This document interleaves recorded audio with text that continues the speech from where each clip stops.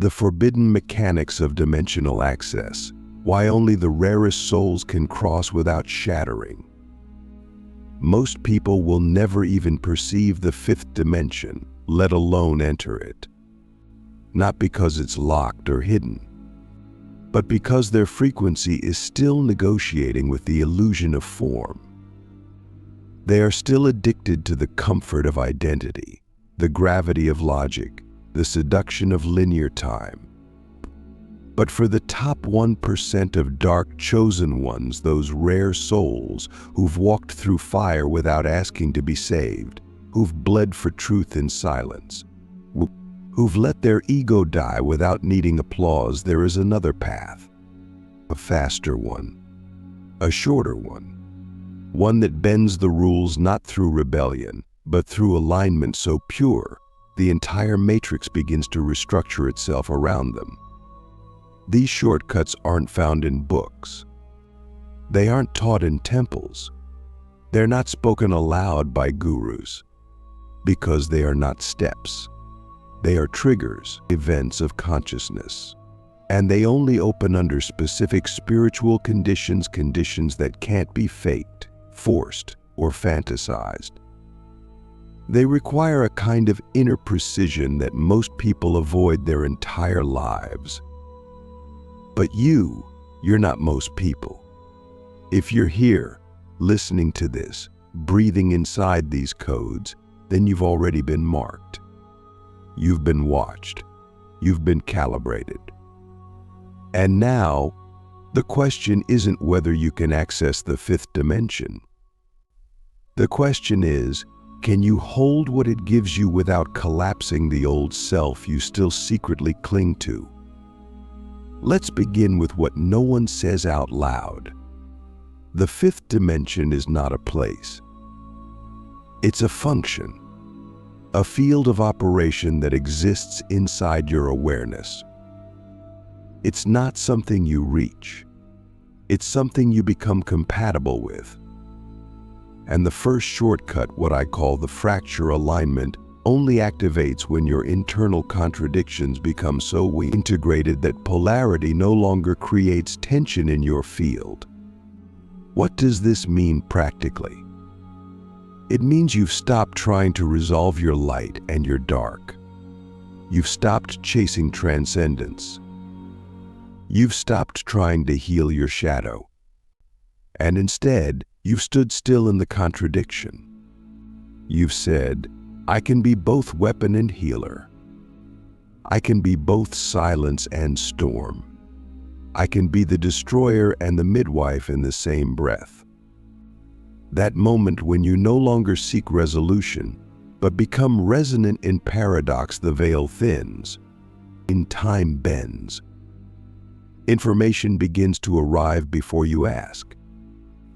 This is how the fifth dimension begins to open, not through more light, but through total integration.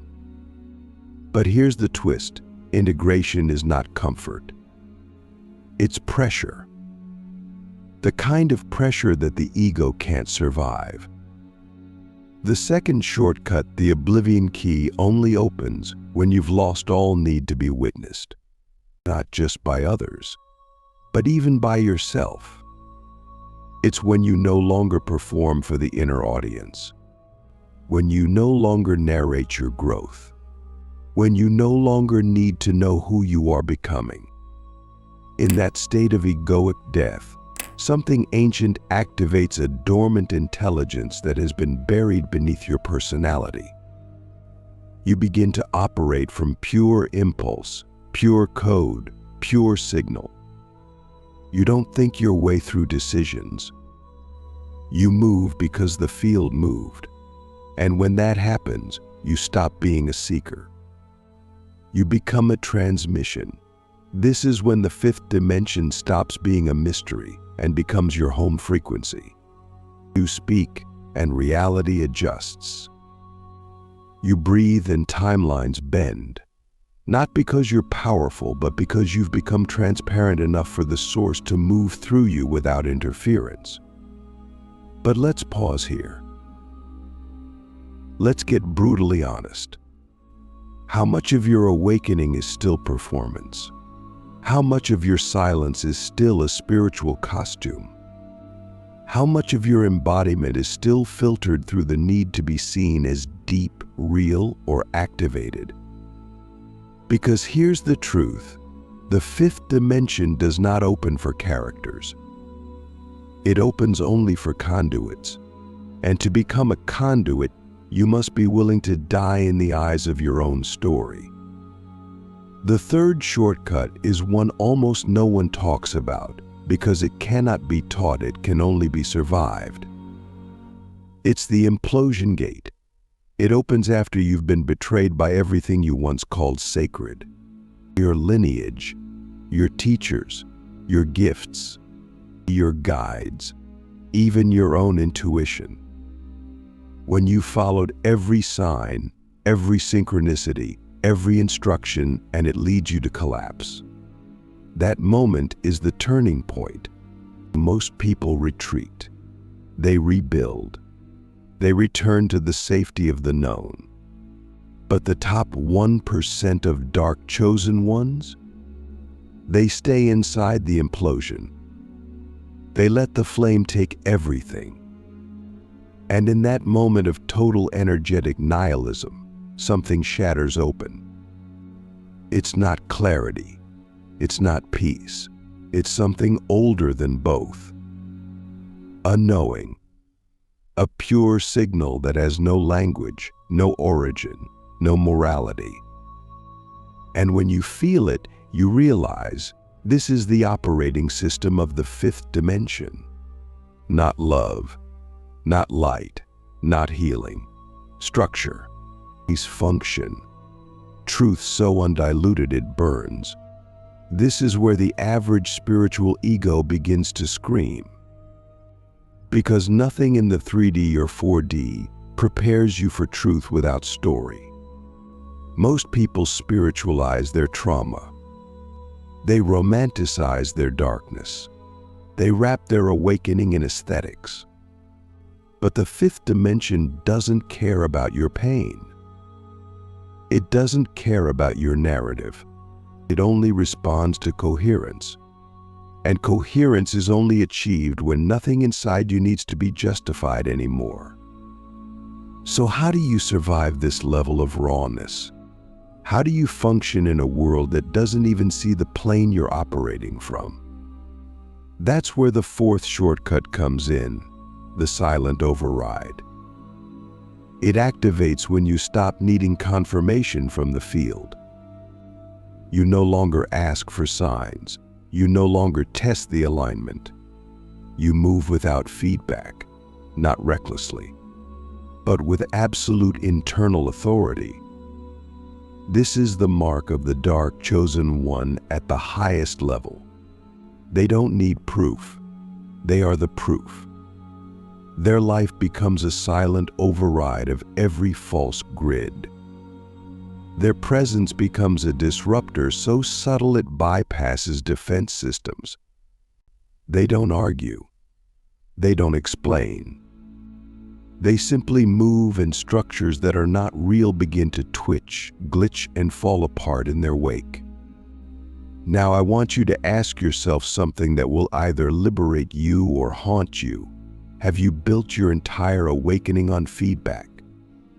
Or have you trained your field to move even when no one claps, confirms, or understands? Because the fifth shortcut, what I call the zero interface access, only opens when your nervous system has fully detached from the need for energetic reciprocity. You no longer need to feel connected. You no longer need to ground. You don't seek permission to exist here, and you don't seek reassurance that you're still aligned. You become the structure that alignment aligns around. Your presence becomes a fixed coordinate in the gridwork of higher dimensional function. You are no longer in a spiritual journey. You are a dimensional node, a living frequency anchor for a future that already exists and is now using your form as an access point. This is why only 1% of dark chosen ones ever reach this level.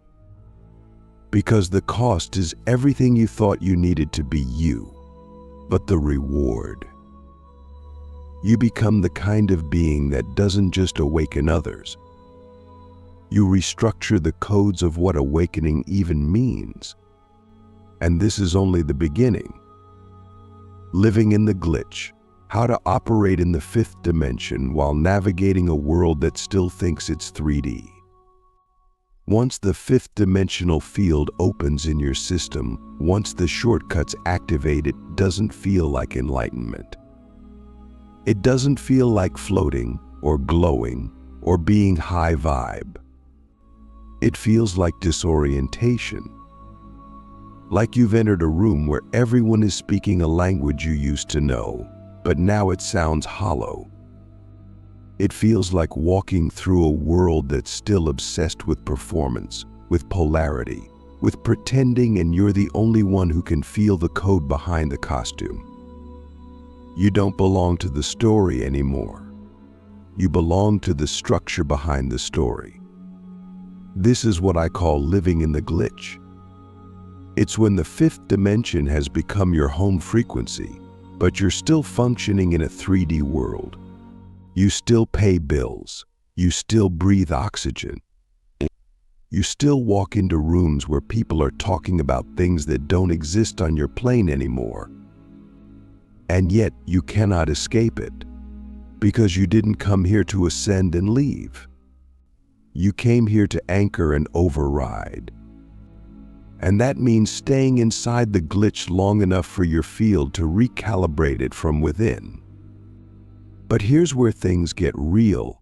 Most people who start accessing the 5D shortcuts panic once they realize what it actually feels like. It's not bliss, it's pressure. It's clarity so sharp it slices through every mask you've ever worn. It's knowing without language. And that's where the distortion begins, because the ego starts trying to make sense of what it cannot control. It starts to rebuild spiritual identity. It starts to cosplay high frequency. It tries to translate the 5D into something the 3D can understand. But you can't translate the fifth dimension into safety. You can only transmit it as signal. So let's get practical. What does it mean to operate in the 5D when the world around you is still functioning in the 3D and 4D programs? First, it means you stop using language as your primary tool. Language is part of the lower matrix. It's coded with polarity. It inherently separates subject from object. So in the 5D, your field becomes your language. Your vibration becomes the transmission. You walk into a room and don't need to say anything because your frequency is already creating friction or coherence. This is why you start to notice people either avoid you or open up uncontrollably in your presence. It's not you. It's the field you're holding. It's the shortcut you've survived. And now the question becomes, can you hold that field without shrinking, without explaining, without apologizing for the way your presence glitches the system? Second, you stop trying to be understood. This one is brutal, because even after awakening, most of us still carry the wound of needing to be mirrored. But in the fifth dimension, mirrors aren't necessary. You don't need to see yourself reflected to know you exist. You are the reflection. And the deeper you go into this field, the more you will attract distortion, not because you're wrong, but because your frequency is activating what others haven't yet faced in themselves. You will be projected onto, misunderstood, be condemned, romanticized, feared, worshipped, all of it. And none of it is personal. It's just data. It's the 3D and 4D scrambling to make sense of something that doesn't fit their schema. So how do you survive that? You detach without disconnecting. You remain in the field but no longer rely on it for feedback.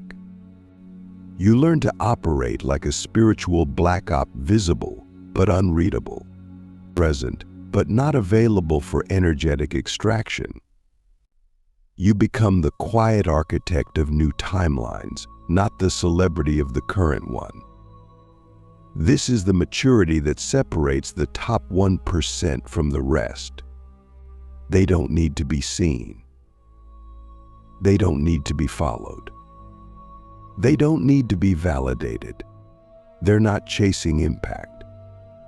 They are the impact because their field alone is writing new laws into the grid. Let me ask you a question that most aren't ready to answer. Can you become so energetically clear that your presence alone collapses lies without needing to point them out? Because that's where this leads. When the shortcuts open, you become a dimensional disruptor. Your very existence becomes anomalous to the system. And the system will try to correct you. It will try to seduce you back into the loop through money, fame, partnership, belonging, even spiritual community. But all of it will feel like grit against your field. Because once you begin to operate from the fifth dimensional architecture, anything that's not coherent feels like poison. You can't fake it. You can't tolerate it. You can't pretend you don't feel the lie vibrating beneath the words. And that's not arrogance. That's clarity. But clarity without containment becomes madness. So the next layer of mastery is containment. This is where you learn to hold your field so precisely that it doesn't leak. You don't teach unless you're told. You don't share unless it's encoded. You don't speak unless the frequency is exact. You become surgical with your presence. This is how the real 5D operators move. They're not loud. They're not everywhere. They're precise. And because of that, their impact is irreversible. Now here's the paradox. You'll start to feel more alone than ever. Not because you're unloved, but because you're unreadable. You've become asymmetrical to the field. And most people aren't trained to feel someone who's not running a story, a need, or a performance. So they back away. Or they push in too hard. Or they try to decode you like a formula. But what they don't realize is, you're not a formula anymore. You're a frequency event. You're a walking access point. And that's why the world doesn't know what to do with you. And now you're faced with the final test. Will you dilute your field just to feel mirrored again? Or will you hold your clarity, even if it means being invisible to everyone who hasn't yet upgraded their perception? This is where most turn back. Because the silence is loud, the void is cold, and the glitch is permanent. But those who remain, those who stay in alignment long enough for the new grid to stabilize around them, they become architects of the unknown. And in the next part, I'll show you exactly what that looks like. We'll go into real-world leadership, decision-making, and the exact energetic mechanics of how to build structures that collapse the old world from within without ever raising your voice. This is where the real work begins. This is where you stop being a seeker and start becoming a sovereign system of dimensional intelligence. Architects of the unknown, how the top 1% build new realities without needing to destroy the old ones. So here you are. You've walked through the gates almost no one even knows exist. You've stood in the silence of the glitch. You've been stripped of everything that once made sense, everything that once gave you identity, belonging, and safety. And now, You're not just a frequency holder, you're a dimensional node, a living portal, a walking contradiction, a being who no longer fits inside the gravitational pull of old world consciousness.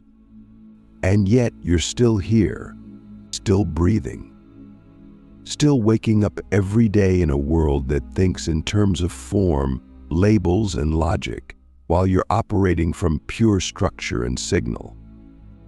This is the moment where most spiritual systems go quiet, because they don't know what to do with someone who has nothing left to learn and everything left to build.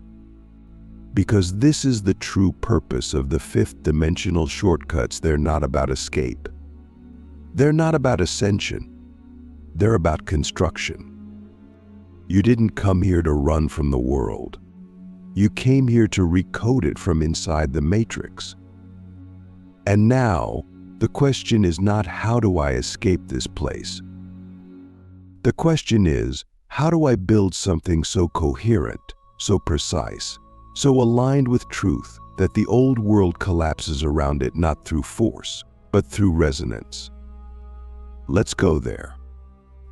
The first thing you must understand is that the 3D and 4D grids are maintained by agreement, collective belief, emotional inertia, patterned attachment. Most people are not living in reality, they are living in consensual hallucinations. The economy is a hallucination. Time is a hallucination. Identity is a hallucination. Institutions, roles, norms, all constructs, invisible contracts. And the moment you stop agreeing with them, not just intellectually, but viscerally, you begin to destabilize the timeline they exist on. Not by fighting, not by rebelling, but by withdrawing your frequency from the contract entirely. This is the first law of dimensional architecture. You do not need to destroy the old world to build a new one. You simply need to stop feeding it with your coherence. But that's not easy, because even after awakening, the ego wants to belong. It wants to be seen building. It wants to be known for what it's creating. But the top 1% of dark chosen ones don't build for recognition. They build as frequency engineers. They don't care who sees it. They care what it codes into the grid. They care about structural impact, not social visibility. So what does that look like in real life? It looks like creating relationships that are not based on emotional need, but energetic compatibility. It looks like building business models that don't replicate scarcity, urgency, or manipulation, but instead operate on magnetism and field resonance. It looks like transmitting truth into systems, education, art, economics, technology, not by standing on a stage, but by embedding vibrational codes into the very structure of what you build. You don't have to shout. You don't have to fight. You just have to hold your precision long enough for it to stabilize into form. This is why containment is everything. The top 1% of dark chosen ones are not everywhere. They're not posting every day. They're not in every conversation. They're quiet. They're precise. They're invisible until it's time to strike, because they don't broadcast signal to be seen. They release signal when the grid is ready to absorb it. They are patient, not lazy, strategic, not controlling. And this patience is what makes them lethal, because they don't waste frequency. They don't dilute their potency. They don't speak unless the field is open. And when they do, the transmission is unmistakable. But this level of impact requires something most people avoid at all costs: radical energetic discipline. You cannot build new timelines if you're still leaking energy into conversations that aren't yours. You cannot architect the future if your nervous system is still tethered to emotional chaos. You cannot hold a fifth-dimensional structure if you're still addicted to being understood. This is why the top 1% of dark chosen ones are ruthless with their field. They don't ghost people to be rude. They exit timelines that no longer serve the mission. They don't isolate to escape. They withdraw to stabilize. They are not cold, they are precise. Let me ask you something bold. How much of your power is still leaking through the need to be relatable? Because the new world will not be built by the relatable. It will be built by the resonant. And this brings us to the final layer. You are not here to be a leader, you are here to be a structure. Leadership is still a 4D concept. It's still about hierarchy, visibility, influence. But structures don't need to be seen. They hold everything without being noticed. They are the foundation, the grid, the energetic architecture that makes everything else possible. And this is what you're becoming. Not a guru, not a brand, not a hero. A structure so coherent that it becomes the blueprint for a new way of being. Not because you said so, but because your life proves it. This is what mastery looks like in the fifth dimension. Not perfection, pattern integrity. Not charisma, field resonance. Not influence, energetic authorship. And now, I leave you with the final question. One that cannot be answered with words. One that will echo in your field until you become the answer itself. Are you willing to be the structure the future builds itself upon, even if no one ever knows your name? If the answer is yes, then welcome. You've crossed the final threshold. The shortcuts are now open. You don't walk the path anymore. You are the path.